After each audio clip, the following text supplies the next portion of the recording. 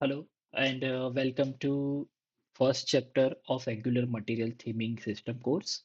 In this chapter, we are going to cover the very basics of SCSS and Angular Material. This will basically help you understand the basics of SCSS and how SCSS is being used in Angular Material. So if you don't know SCSS or SASS, don't worry, we are going to cover the basics of it so that you will be able to easily understand the code which we are going to write in next piece of chapters.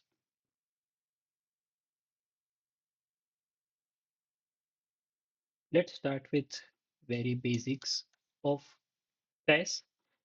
SAS is also known as syntactically awesome style sheet.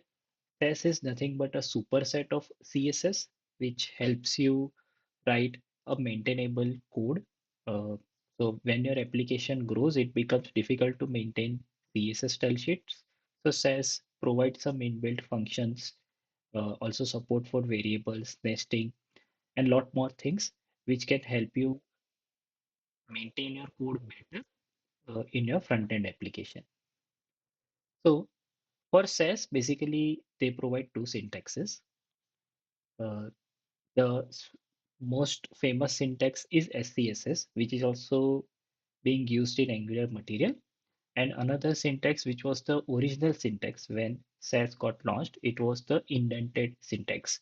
So the difference between indented syntax and SCSS syntax is that in SCSS syntax, everything is written within curly braces, but in indented syntax, curly braces are not used. Instead, indentation is used, as you can see over here. But this is the old syntax and it also does not support many new features. So syntax with curly braces, also known as SCSS syntax of SAS, is widely used now. And this is the most famous syntax, right? But browser doesn't understand SCSS directly. So we need to convert SCSS into CSS code so that browser can understand it nicely and we can also use that in our, let's say, HTML files, correct? So SCSS comes with list of tools which you can use to convert your SCSS code into CSS. This is also known as pre-processing. So pre-processing is nothing but converting your SCSS code into CSS code. So they provide some command line tools called SCSS, uh, which you can use to convert your SCSS files into CSS.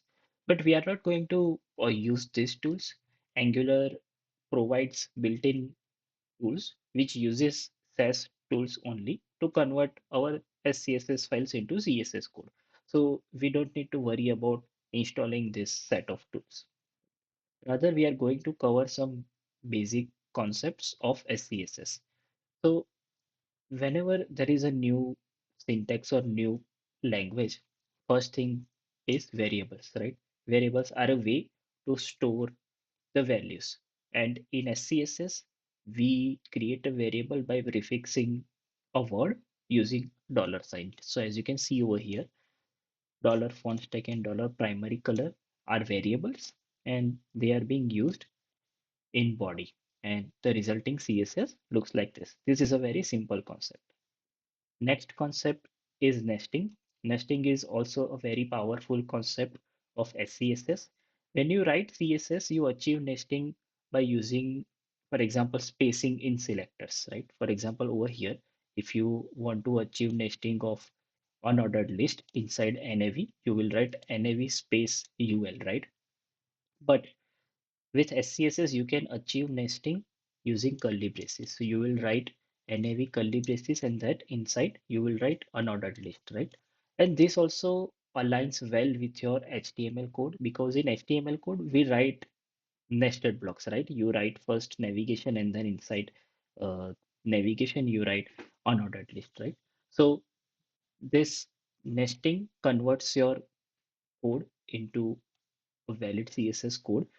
So nesting can be very helpful feature when there is a very deeply nesting going on in your HTML structure so that you can easily align your HTML and SCSS code. Next part is modularization. So for modularization, SCSS has a feature called partials. So partial is a nothing but a file which is prefixed with underscore and postfixed with .scss. So let's say if you create a file called underscore partial.scss, then SAS pre-processing will know that it doesn't need to convert this file into CSS file because this file is going to be used in another file. Let's take a look at example. So in this module's example, what is going on? The example which we saw earlier about font stack and primary color, and there is a body selector, but these species are part of underscore base.scss file. Now, in our main file, which is styles.scss, base partial file is used using @use rule, and there is some extra styles are also given in styles.scss file. Now, if you look at the result code, it has both the code from in styles.scss, which is dot inverse class, and code from base partial file, which is the body selector. So this really helps in maintaining your code.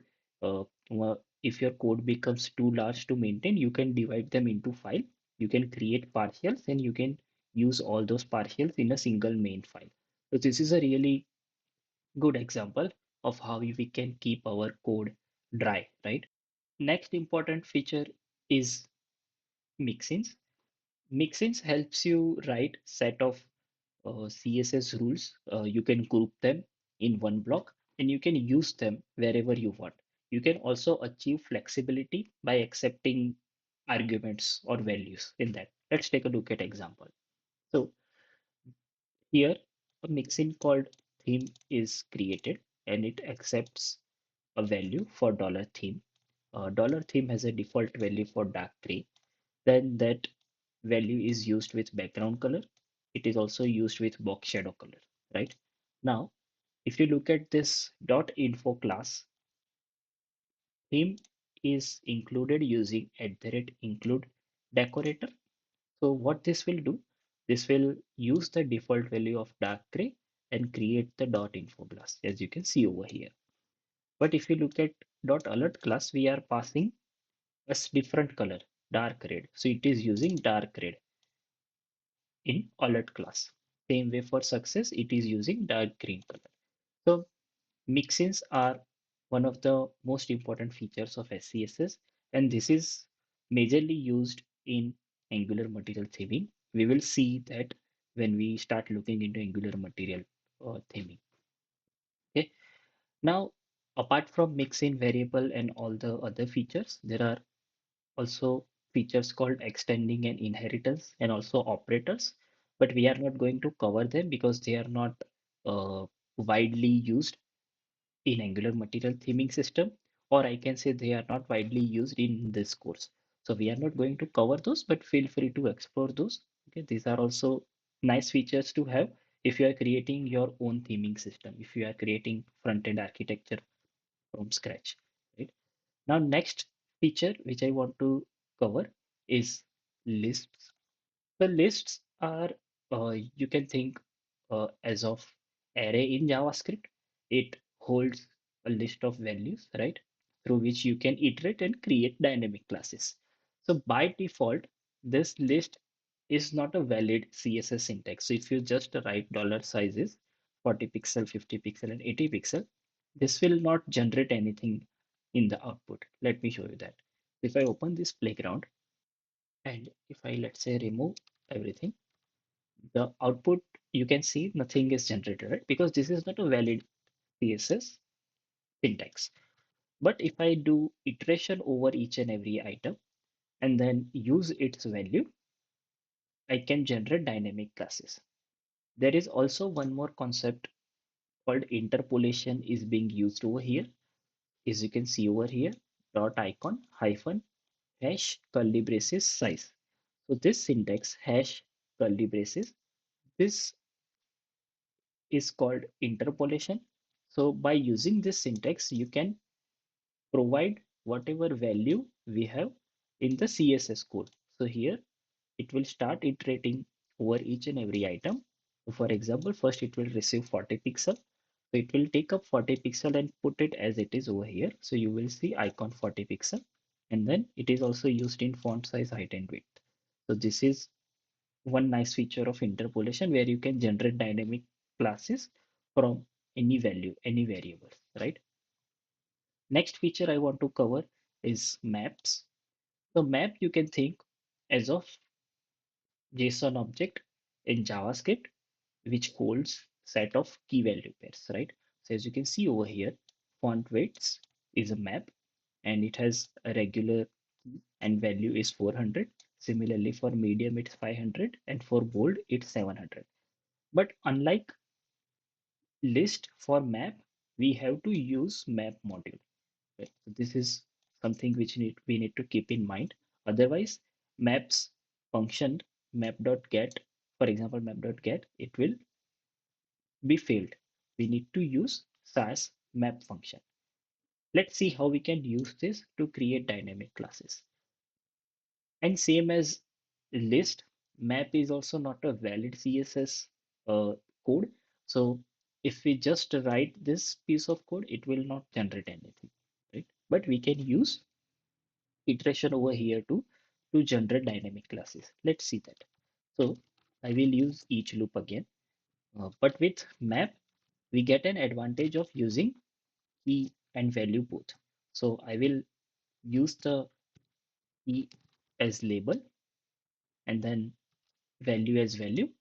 And for map, we will use in syntax. And then what I will do, I will create a class called font. Then I will use interpolation and I will apply font weight as value. So now if you see, it has font regular, font weight 400, for medium it's 500, and for bold it's 700. So you see how maps can be handy in generating this level of dynamic classes, right? Not only dynamic classes, it can also be helpful to read properties and then conditionally generating the CSS code, right? Okay, so we started with pre-processing. We learned what are all the syntaxes available with SAS. We are using SCSS syntax. Then we learned about variables. Then we learned about nesting. Then partial and module. Then mixins. We also covered interpolation, lists, and map. If you have basic idea about these concepts, you will be easily understanding Angular Material Theming Systems code. Now next we are going to cover some of the basic concepts of Angular Material Theming. So Angular Material Theming can be divided into majorly three parts. Uh, One is color, second is typography, and third is density. And all of this part, all of theming code of Angular Material is written using SCSS. You can check the code of Angular Material on GitHub repository. You will realize how it's written. And with the basic knowledge of SCSS, now you will understand how the Angular Material theming works behind the scene. Coming back to Angular Material theming, colors, typography, and density, these are also known as core dimensions of Angular Material theming, right? Now, we are going to dig deep into each and every concept in upcoming chapters. But before that, I want to show you a brief overview about how theme is structured, how colors are defined, how typography and density is defined. Okay? So, if you look at theme, Angular Material provides a mixin called mat.theme, which accepts a one argument, which is type of map, and that map can have three key value pairs, each for color, typography, and density. Let me show you one example. If we go to Angular Materials documentation, you can see their example has include mat.theme, which is a mixin. Then it has key value pair for color, typography, and density. So this is a map which is getting passed into mat.theme mixin. And out of this, Angular Material theme generates whole theme, correct? So mat theme is a mixin which accepts one argument of map. Now looking into color, color can be a single value like this, mat.azure palette, or it can also be a map of primary, tertiary, and theme type.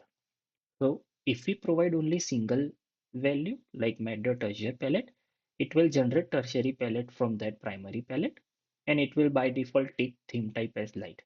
But we can also provide different palette for tertiary palette using map, and we can also provide theme type as light or dark using theme type property. Similarly, for typography, we can provide one single value of typography, Roboto, or any other font family like Inter, correct? But if you want to override each and every uh, properties of typography, you can also do that by providing map. So for map, you can provide plain family, brand family, bold weight, medium weight, and regular weight. So these are five properties which you can override in typography. And density accepts only single value starting from 0 to -5. 0 means maximum spacing, which is the recommended spacing, and -5 means minimum spacing. Now note that density controls only the spacing and not the font sizes or any other sizes. So if you reduce the density to let's say -2, it will just reduce the white space and not the font size. Okay. So to repeat, color and typography can have single value and also a map of properties, but density it can only have a single value ranging from 0 to -5. So these are all the basic concepts of Angular Material theme and how you can define your theme, correct? And how it all relates with SCSS concepts, correct? In upcoming chapters, we are going to dig deep into each and every aspect of Angular Material theming, starting from theme and colors, going to typography, then density, and then many more things. I hope you like this video. See you in the next one. Bye bye.